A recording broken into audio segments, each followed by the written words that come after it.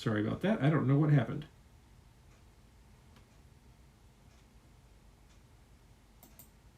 There we go. I don't know what happened. We dropped for whatever reason. Anyway, as I was saying, this group is going to be a sort of official paramilitary group. So basically, what they are going to do is they are going to be there to, we ask, why do they exist? Well, they exist in order to do certain things to help out the primary mainline military. They were created probably by who created them? They were created by the king, a duke, someone who was named a general or a knight or something along those lines, who was put in charge of this. When did they start existing? They started existing maybe, we'll say, a certain 50 years ago, 20 years ago, 30 years ago, whatever it is, after a particular battle that went very poorly. Sorry about that. For whatever reason, I dropped and I've just came back in. So person who picked up, looking at basically asking questions with world building. And I'm starting in the small scale. So in the last half hour, I talked about putting together a place and building outward from there. Now I'm starting off with a group and organization. So why do they exist? They exist to help the mainline military soften targets, that sort of thing, commit sabotage and all that sort of stuff. When were they created? Not too long ago, potentially. Who created them? I'm gonna say maybe a duke or something like that. What that has done right there has given me expansion. Because I have, in order for this group to exist and be part of a standing military, there has to be a standing military. In order for there to be a standing military, there has to be a nation of some sort. And with that, in order for, say, a duke to have founded them, there has to be a social, political hierarchy in a sort of feudalistic sort of setup, or at least using those titles if it's not completely feudalistic anymore, which implies there has to be some military hierarchy as well, and there have to be opponents to this nation. So that has already expanded out into, we've gone from an organization to a nation to neighbors of that nation, which gives us basically a continent. Other things I want to think about with this group, though, other questions we need to ask can be things like, what do they do, which we've kind of already answered to some degree. What resources do they have available to them? And resources can be personnel, it can be equipment, it could be facilities, whether it be for training or for operations or for downtime. What transportation do they have? Do they have any special features?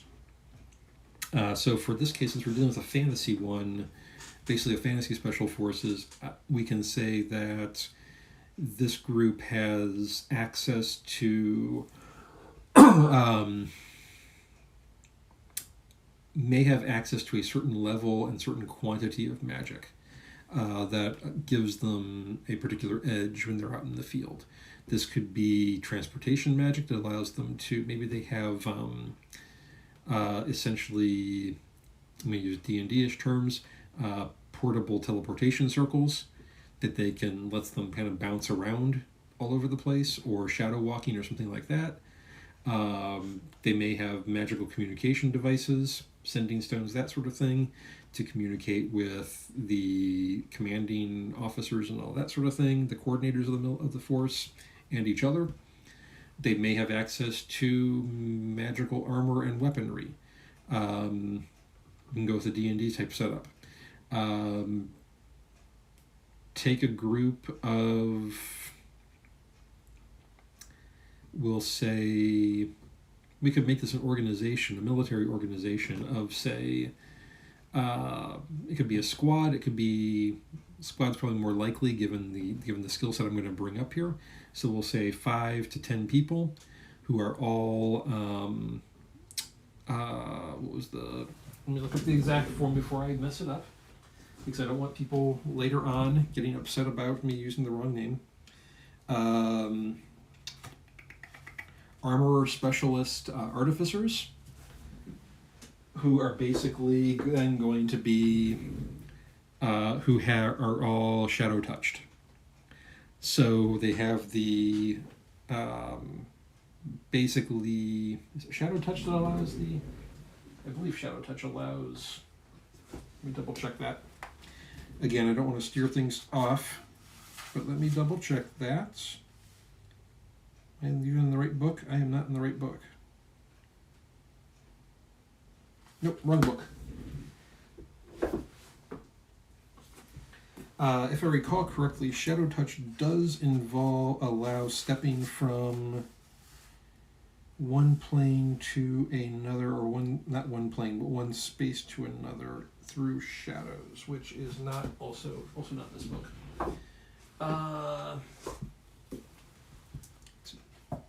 Sorry about that. Always looking things up, continuously looking things up.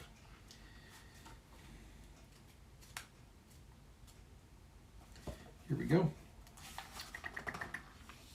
Yeah, it's not in this one. It is indeed in Tasha as I thought, but I messed up where it was. Okay, where in Tasha is this? I should know this. There we go, 79. So we could make this a group of Shadow Touch does not do that. It's invisibility. Okay, that would work too. I like that. That could still work. So we have go Fey Touched. Fey Touched works too. So we could have a group of, say, 5-10 artificers who are armorer specialist artificers, who are all Fey Touched, and this gives them the ability to basically summon their armor. Their armor has special powers to it, basically mini Iron Man, or fantasy Iron Man, but with an ability to Misty Step. Was it once per long rest or once per short rest, something like that. So they have a sort of short range teleportation, and they're basically fantasy Iron Man. 5 of them, 8 of them. Essentially, we've got a battlesuit squad. A fantasy battlesuit squad that can do some degree of teleporting. So that gives us the kind of what's, when, how resources they have available to them. Then we say, how did this come about? And why did this come about? And this may have come about because of as I mentioned earlier, this may have come out because of a particular battle that didn't go well, that somebody decided that we need something to fix this problem. So they may have specifically brought in people to train as essentially combat artificers, and then purposely expose them in such a way to the Feywild and whatnot to get them this Fey touched ability. Or they may have exposed them in different ways to different things. So some of them may have been exposed to the Shadowfell so they can go invisible. Some to the Feywild so they can teleport, Misty Step. Some to other things for other capabilities. That could be another way to do it. They don't all necessarily have to have the same capability. And they could be more stealth-based, or they could be more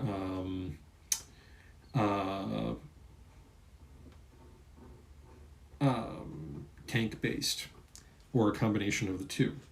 A great example of this would be from Star Wars, would be the Bad Batch, where you have Wrecker, who became the sort of tank, the big kind of barreling through things. You've got Hunter on the stealth side of Hunter and I'm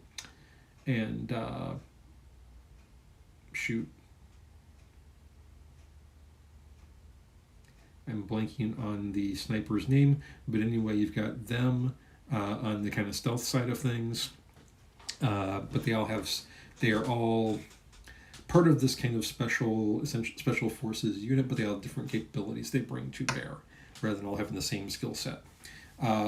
Either way can work, but we get to that gets us back to that kind of how is this group put together, and how this group is put together can determine what kind of skill sets they all have, or whether they all have different ones or related ones, similar ones. The other one we could look at is, so we have why, we have how, we have when, we have who, we have what, and each of these questions, there are multiple questions using each of these terms, and they keep expanding this outward in terms of what we need to put things together. If we're going to put together this thing as a group of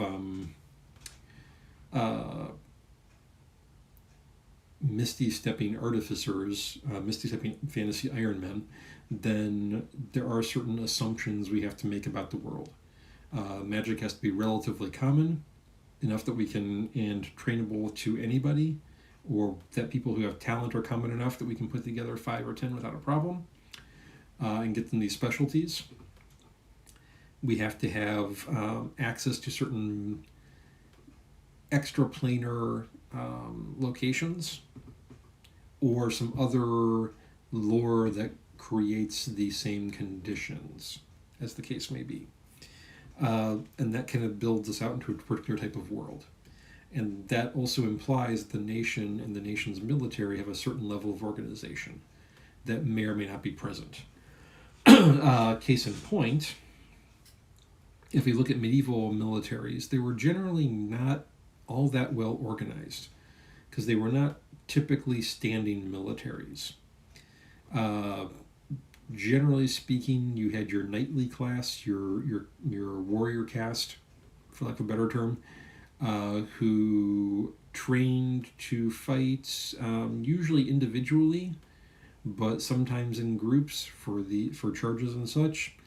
But largely trained to fight individually, almost like champions. And then you had your levies, who were whoever you picked up from the farms and fields and whatnot, all your shepherds and farmers and all that sort of thing, who may or may not have been required to train a certain number of days out of each month, essentially National Guard for all intents and purposes. And you may have had some people, whether they be veterans from prior conflicts who became effectively sergeants, or you may have had a few professionals, infantry men-at-arms and infantry knights who couldn't afford horses, that sort of thing, who would kind of be officers for all intents and purposes. And eventually you had mercenary companies, which really kind of hit their peak during the Renaissance as far as European history goes. They were probably around in the medieval, but they were definitely hit their peak in the Renaissance. Particularly the Italian Renaissance, because they're this is the era of Othello, Shakespeare's Othello. The mercenary companies moving up and down the Italian peninsula, fighting for whoever will pay them best and most.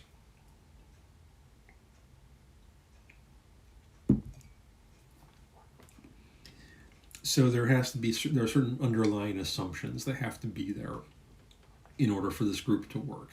And these questions get at some of that. And there are also certain underlying structures that need to be there. Social structures, political structures, economic structures that need to be present in order for this to be sustainable or to exist. Let's see, that's, I think, pretty good for a group.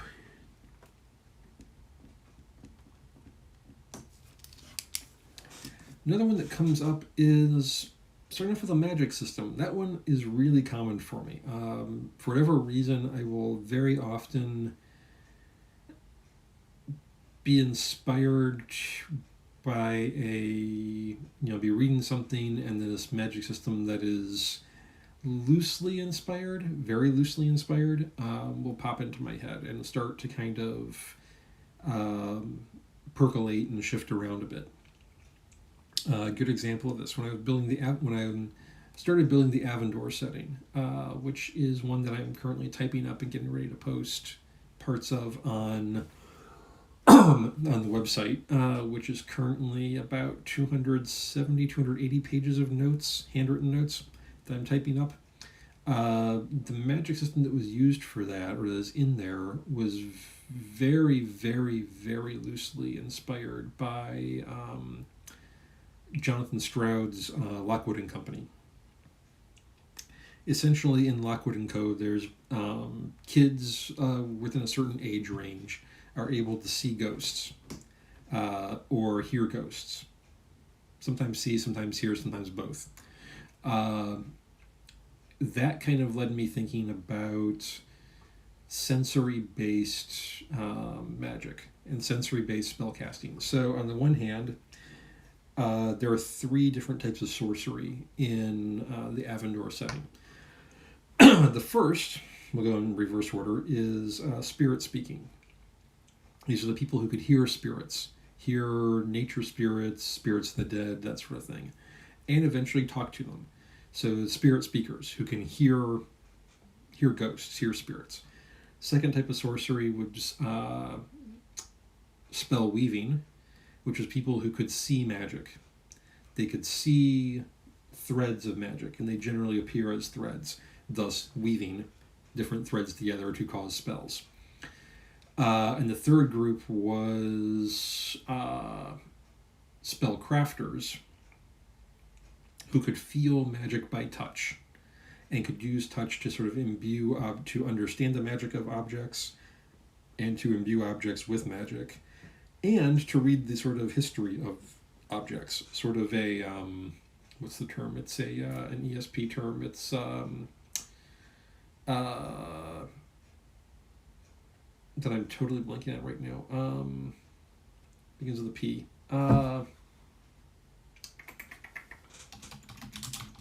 That's going to bug me unless I look it up. It is psychometry. Psychometry or psychometry. Basically object reading or place reading through touch. So in that case I used 3 senses. I had the sense of hearing, leading to a type of sorcery, sense of vision, sight, leading to a type of sorcery, and touch. I didn't do anything with, what are the other ones? Taste or smell, for various reasons. So those could be interesting ones to maybe do spin-offs. Those could be ones that are sorceries that have not yet appeared or have not yet, or have been lost, possibly. I'll have to work with that, think about that a little bit.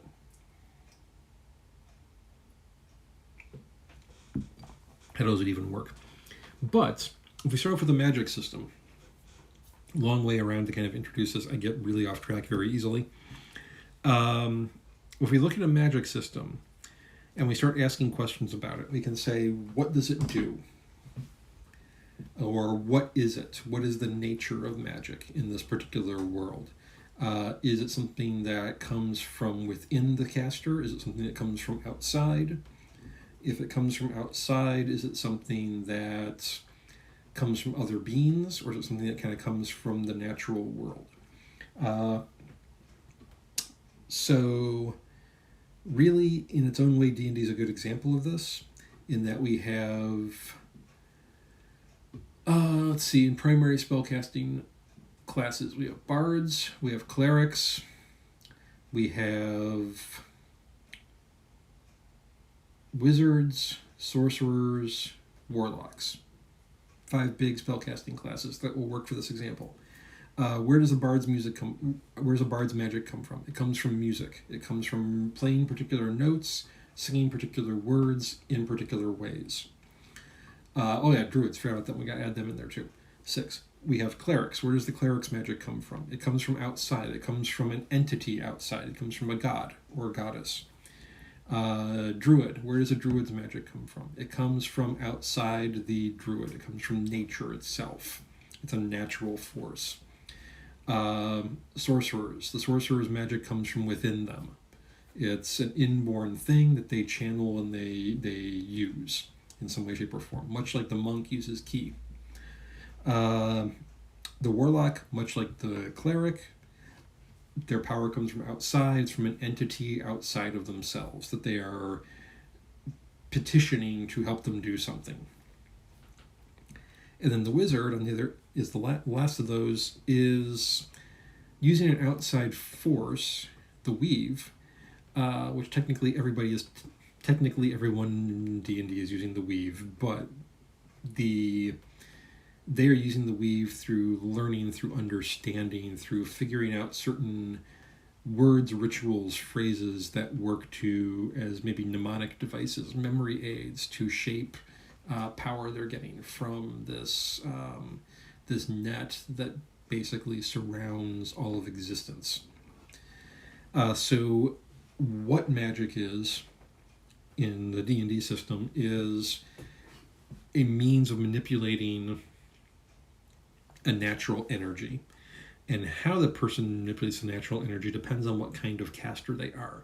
They may manipulate it directly, in the case of the sorcerer, and technically the wizard and the bard. They may manipulate it through other forces, other entities, as in the case of the cleric and the warlock, and arguably the druid. So we have, what is the nature of magic? Where does it come from? What can it do? What can it not do? What it can and cannot do, where it comes from, are going to be things that shape society and shape the world around it. We also have how powerful is it? If it's really weak, it's not going to have a huge effect and impact on the world.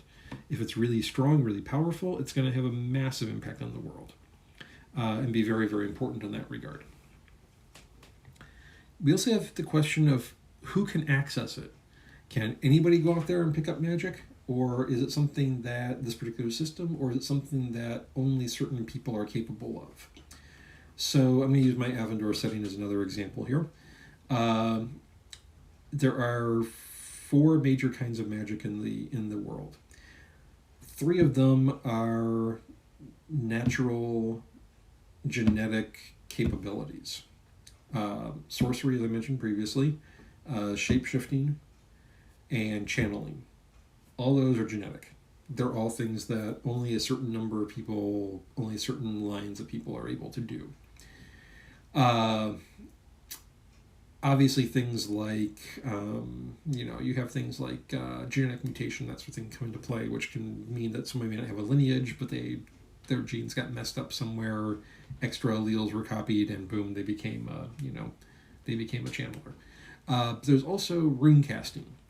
And anybody in the Avendor world can learn rune casting.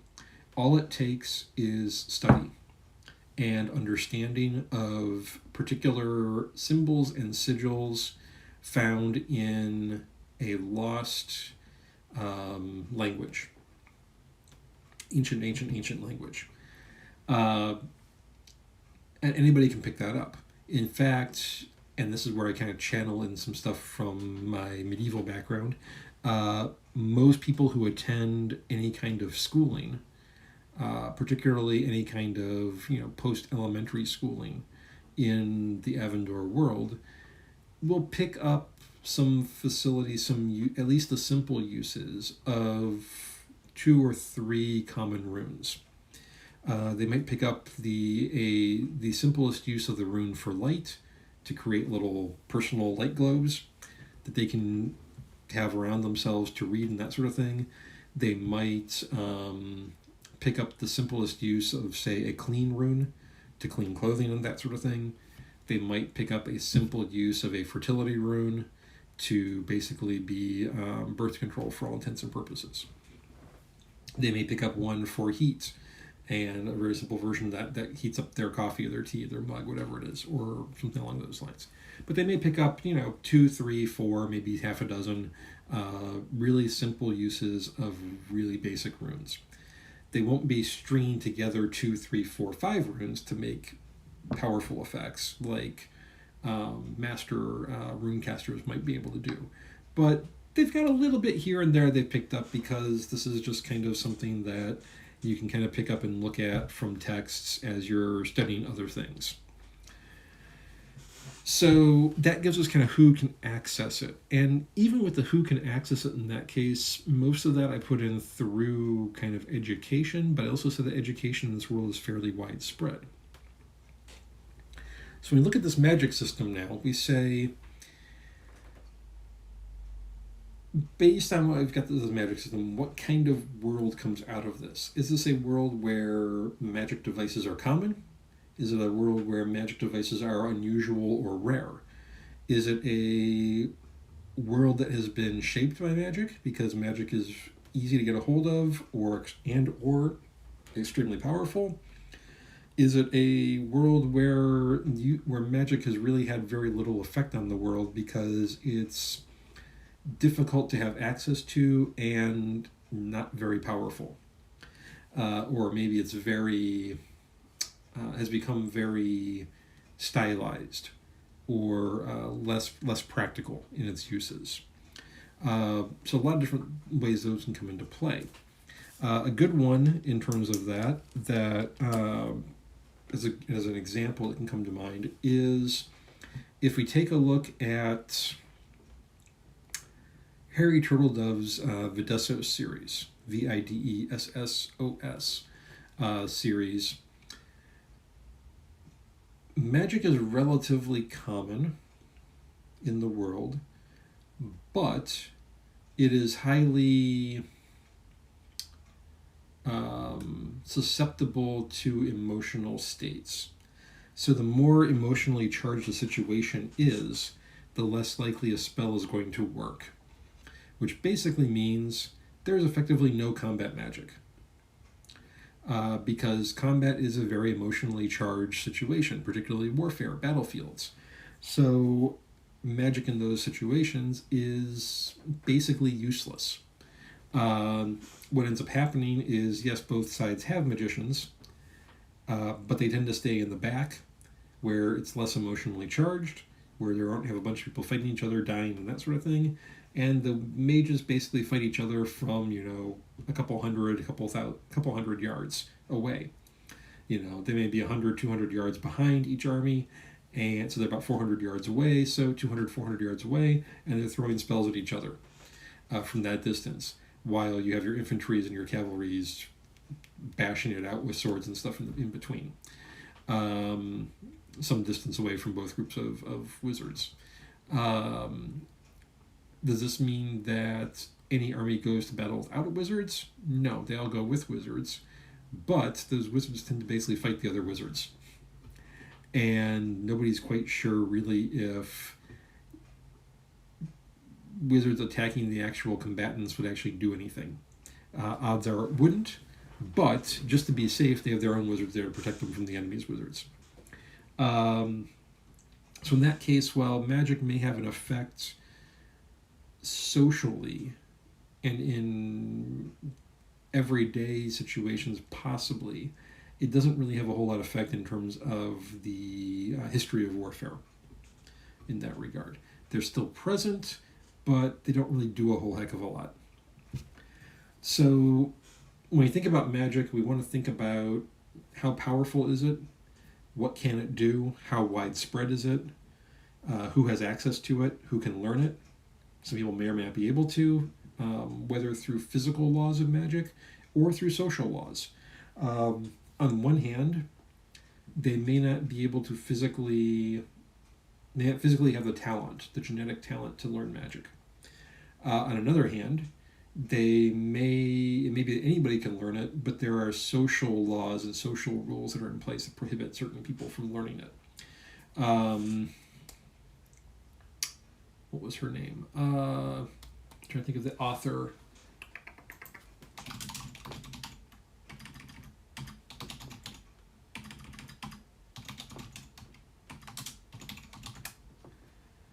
Trudy Canavan's Magician's Guild. Basically, there is almost anybody can learn magic in the Magician's Guild world, but in the primary nations where things take place, the only people who are typically trained at all are members of the upper class, the aristocracy, and the nobility. And they often give up their titles, they do give up their titles and their political positions in order to learn magic. On the other hand, in the other nation, the sort of enemy nation that once controlled this area, only men are allowed to learn magic, although women are certainly capable of it. But socially speaking, because of how the society works, it's a very highly misogynist society, only men are allowed to learn magic. So that creates a different spin in terms of the effect on the world and how magic works within the world. That particular world, magicians tend to be... Magic is relatively powerful. Magic is used in architecture, for example. However,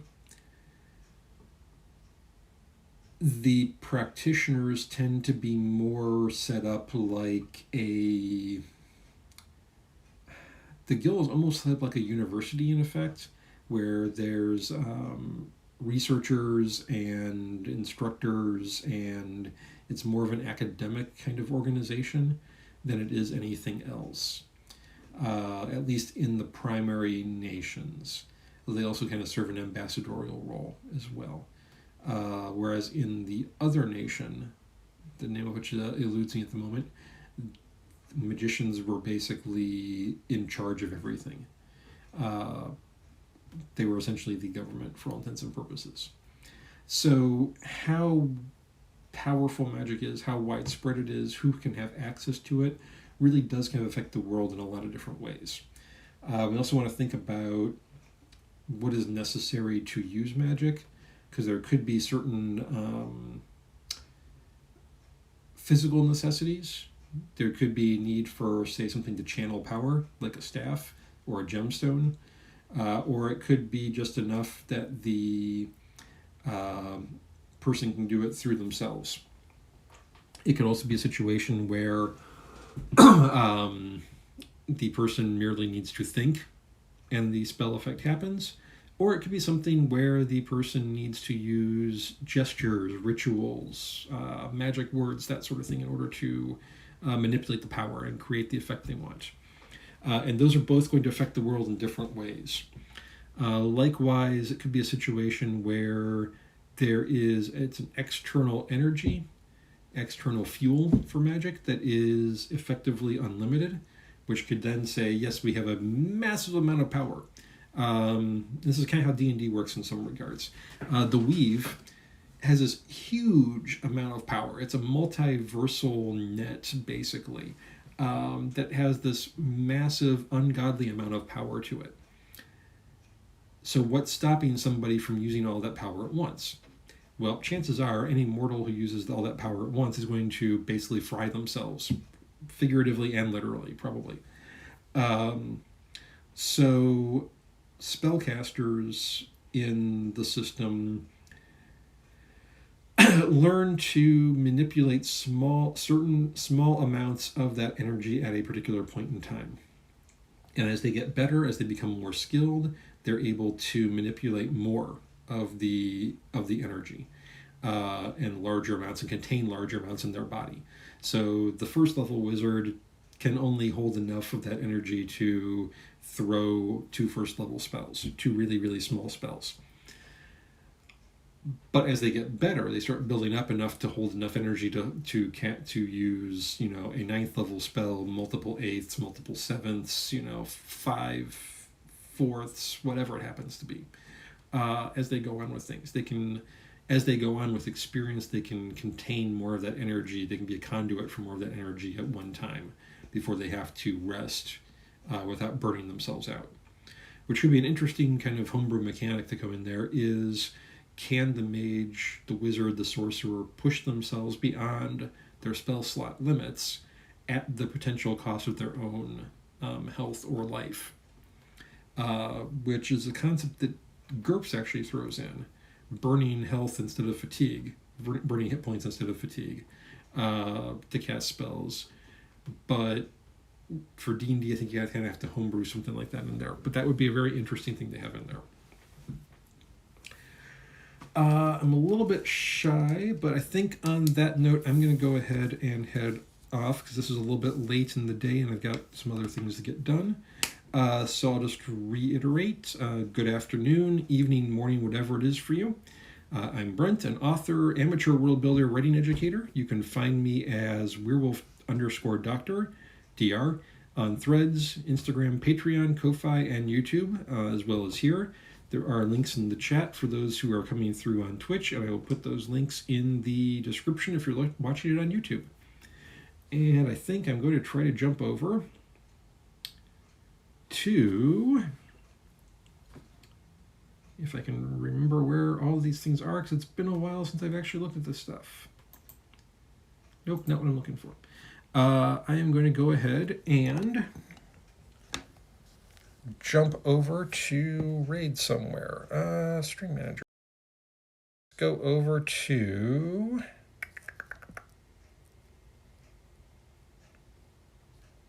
I have. Let's find someone to go over to. There does not appear to be. There we go. Let's go over to the Noir Enigma and check out what's going on there, which is basically just me.